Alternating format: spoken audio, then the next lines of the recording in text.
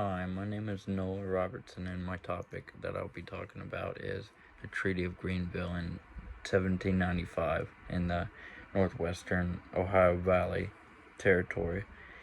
The main thing I want to talk about is the people involved of that. Backed George Washington, backed militia that involved that of General Anthony Mad Wayne and that of these paid mercenaries to get the job done rather than militia that couldn't exactly force the Shawnee out and other Iroquois Confederacy tribes like the Miami that were surrounding. But through passages of General Anthony Mad Wayne himself was that of a Frazer Wilson in his article of the Treaty of Greenville and personal accounts of General Mad Anthony Wayne himself that was pretty cool to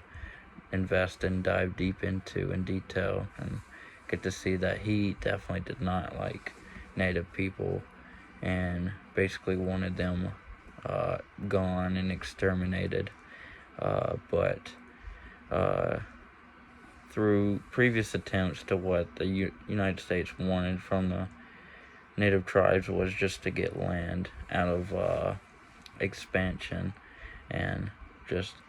overall growth of this nation that just got out of the American Revolution and obviously Declaration of Independence, but for sake of the country, destiny for westward expansion was like this example through the Treaty of Greenville was displayed that this treaty wasn't just a pact with Native peoples, it was just a pact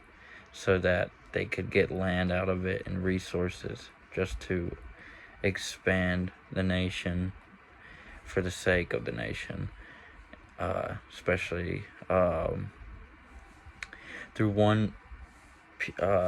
person's work that I really can tie this to and definitely helped me with was that of Susan Sleeper Smith and her Indigenous Prosperity and American Conquest article that was also reviewed from John Ryan Fisher that I found,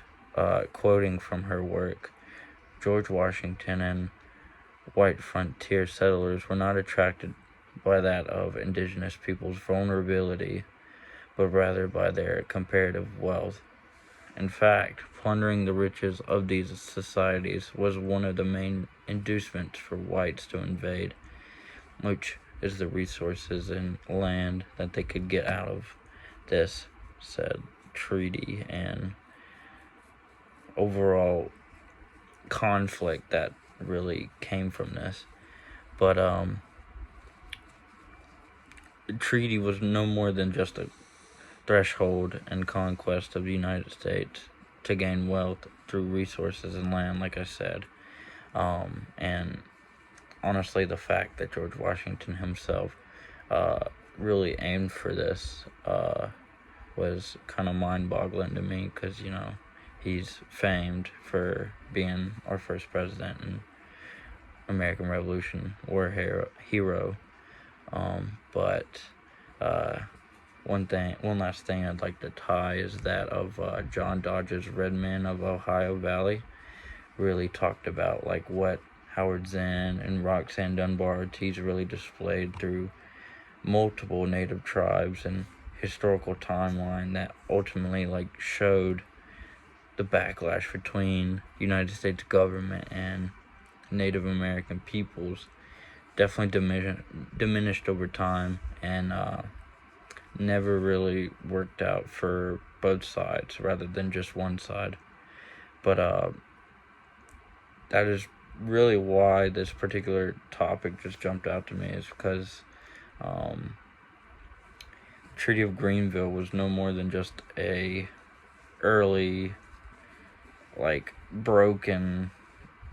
promise between, well, not necessarily a promise, but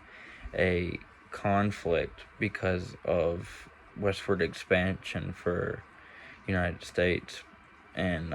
Native American people, and throughout time it shows time and time again, which to me is why I researched this topic